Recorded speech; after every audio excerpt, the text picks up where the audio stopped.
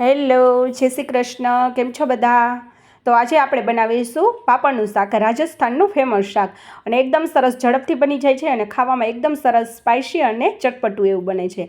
તો તેના માટે મેં અહીંયા મોટી સમારેલી ડુંગળી લીધી છે, લસણની કળી લીધી છે સુધારીને, ટમેટું, લસણવાળી ચટણી અને મીઠા લીમડાના પાન અને જે મરીવાળા તીખા આપણે જે પાપડ આવે છે અડદના તે લીધા છે. હવે આપણે 1.5 ચમચો જેટલું તેલ, રાઈ જીરું અને હિંગ અને 2 સૂકા લાલ મરચાં અને સમારેલી આપણી લસણની કળીઓ અને મીઠા લીમડાના પાન નાખી અને સરસ વઘાર કરી લઈશું. અને પછી આપણે સમારેલા ટમેટાં અને જે મોટી સમારેલી ડુંગળી લીધી છે એ આપણે એમાં નાખી દઈશું અને 2-3 મિનિટ માટે એને સાતળી લઈશું. પછી હળદર અને મીઠું નાખી અને ફરીથી એને એકદમ સરસ ડુંગળી અને ટમેટાં ચડી જાય એટલું આપણે સાતળી લઈશું. પછી આપણે લસણવાળી ચટણી ઉપરથી, જો તમારે વધારે તીખાશ જોતી હોય તો પછી લાલ મરચું પાવડર, ધાણા જીરું પાવડર, ગરમ મસાલો બધું નાખી અને એકદમ સરસ બધા મસાલા આપણે એકદમ સરસ એમાં મિક્સ કરી અને એકદમ ચડવા દેશું.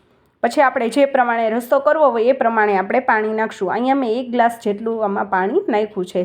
અને હવે એકદમ સરસ આપણો જે આપણે રસો કર્યો છે એ એકદમ ઉકળી જાય એટલે આ રીતના આપણે પાપડને તોડી અને પાપડ એમાં નાખી દઈશું. હવે તમારી રીતના નાના મોટા જે રીતના કટકા કરવા હોય ને એ રીતના કટકા કરીને તમે નાખી શકો, કેમ કે જે આપણે પાણીમાં નાખશું ને એટલે છે ને જે આપણે પાપડના કટકાની સાઇઝ છે ને એકદમ ડબલ થઈ જશે.